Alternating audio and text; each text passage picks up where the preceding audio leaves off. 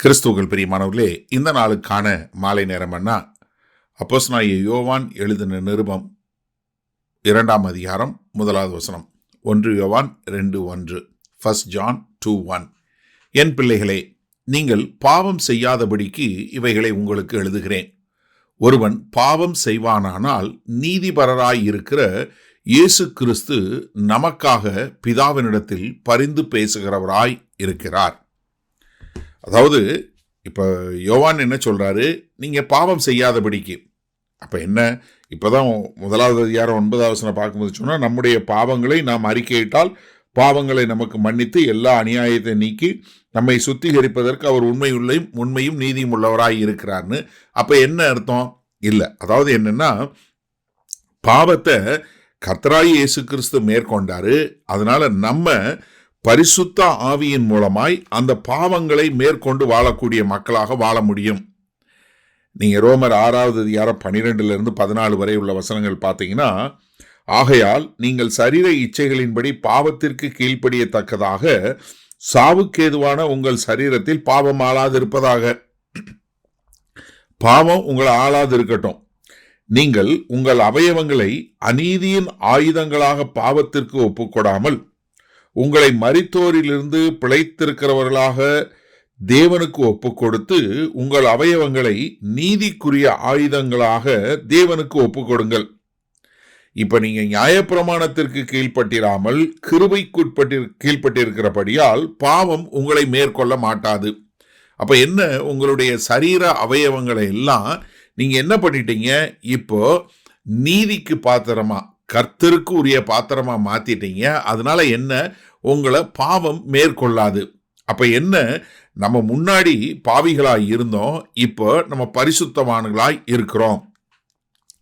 பேதுரு இதை குறித்து எழுதும்போது அவருடைய நிருபம் 1 பேதுரு 1வது அதிகாரம் 13வது வசனத்துல பாருங்க, ஆகையால் நீங்கள் உங்கள் மனதின் அறையை கட்டி கொண்டு தெளிந்த புத்தியுள்ளவர்களாய் இருந்து இயேசு கிறிஸ்து வெளிப்படும் போது உங்களுக்கு அளிக்கப்படும் கிருபையின் மேல் பூரண நம்பிக்கையுள்ளவர்களாய் இருங்கள்.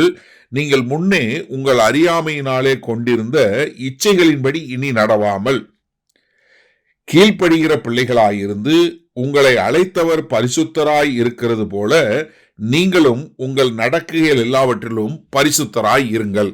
அப்ப என்ன, நம்ம பாவம் செய்யாதபடி அவருக்கு ஒரு பரிசுத்தமான வாழ்க்கை வாழ வேண்டும். அப்படி வாழ்வதற்கு என்ன பண்றாரு, இயேசு கிறிஸ்து நமக்காக பரிந்து பேசக்கூடிய ஒரு நீதிபரரா, அதாவது எப்படி நமக்காக வாதாடக்கூடிய ஒரு வக்கீலாக இருக்கிறார் என்று சொல்லக்கூடியதா. ஏன்னா வெளிப்படுத்தின விசேஷம் 12வது அதிகாரம் 10வது வசனத்துல பார்க்கிறோம், நமக்கு எதிராக குற்றம் சாட்டுகிறான் யாரு, சாத்தான் இரவும் பகலும் நமக்கு எதிராக குற்றம் சாட்டுகிறான். ஆனா நமது சார்பாக வாதாடுவதற்கு யாரு இருக்காரு, கர்த்தராகிய இயேசு கிறிஸ்து இருக்கிறாரு. அவர் நம்மளை அழைத்திருக்கிறாரு. அதனால நம்முடைய பாவங்களை நாம் அறிக்கை செய்து அந்த பாவத்திலிருந்து விடுதலை பெற்று அந்த பாவத்தை மேற்கொண்டு ஒரு பரிசுத்த வாழ்க்கை வாழ்வதற்கு நமக்கு பரிசுத்த ஆவியை கொடுத்திருக்கிறாரு. சரி, இந்த நாள்ல இந்த வசனத்தை நம்ம எப்படி எடுத்துக்கொள்வது? அநேக நேரங்கள்ல நம்ம கிறிஸ்தவர்களுக்கு என்ன பிரச்சனைனா, நான் பாவினே சொல்லக்கூடிய மக்களா இருக்கிறாங்க.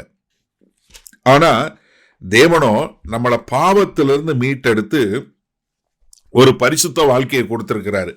அப்போ ஒரு கிறிஸ்தவன் பாவம் பண்ண மாட்டானா?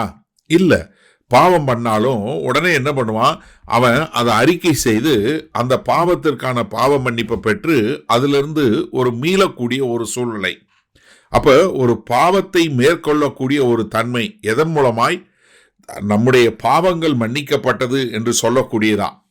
அதனாலதான் எபிரேயர் 4வது அதிகாரம் 14 வருஷத்தை பார்க்கும்போது என்ன பார்க்கிறோம், வானங்கள் வழியாய் பரலோகத்திற்கு போன தேவகுமாரனாகிய இயேசு என்னும் மகா பிரதான ஆசாரியர் நமக்கு இருக்கிறபடியினால் நாம் பண்ணின அறிக்கையை உறுதியாய் பற்றி கொண்டு இருக்க கடவோம்.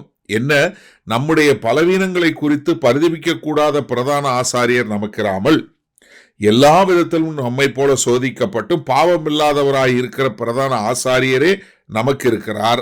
ஆதலால் நாம் இரக்கத்தை பெறவும் ஏற்ற சமயத்தில் சகாயம் செய்யும் கிருபை அடையவும் தைரியமாக கிருபாசன தண்டையில் போய் சேர கடவோம். என்ன, நம்முடைய பழைய காலத்திற்கு பாவ மன்னிப்பு, அது இரக்கம், இந்த நிகழ்காலத்திற்கு என்ன? நமக்கு கர்த்தரிலிருந்து வரக்கூடிய, பரத்திலிருந்து வரக்கூடிய ஒரு பலன். இதன் மூலமாய் நாம் பாவத்தை மேற்கொள்ளக்கூடிய மக்களா. அப்ப என்ன, நம்ம நம்முடைய அவயவங்களை, சரீரத்தினுடைய அவயவங்களை பரிசுத்தத்திற்கு உபயோகப்படுத்துவோம். ஏன்னா நம்மளை அழைத்தவர் பரிசுத்தராய் இருக்கிறாரு. அதனால நம்ம பாவம் செய்யாதபடி பாவத்தை மேற்கொள்ளக்கூடிய மக்களாய் பரிசுத்த ஆவியின் பலத்தோடு ஒரு பரிசுத்த வாழ்க்கை வாழ நம்மை ஒப்பு கொடுப்போமா? மகா கிருபையும் இரக்கம் நிறைந்த எங்கள் அன்பின் தகப்பனே, இந்த அருமையான நல்ல நாளுக்காய் நன்றி. இது அந்த நாளிலும் ஆண்டவரே, எங்களுடைய பாவங்கள், குற்றங்கள், குறைகள், மீறுதல்கள், அக்கிரமங்கள் எல்லாவற்றையும் மன்னித்து உம்முடைய கிருபையினால எங்களை பலப்படுத்தி ஒரு பரிசுத்த வாழ்க்கை, உம்மை போல ஒரு பரிசுத்தமாக வாழ எங்களை ஒப்புக் கொடுக்கிறோம். மீட்பெரும் இரட்சகருமாகிய இயேசு கிறிஸ்துவின் மூலம் பிதாவே, ஆமேன். கர்த்தர் உங்களை ஆசீர்வதிப்பாராக. நாம் நாளை காலை தினசரி தியானத்தில் சந்திப்போம். Good night.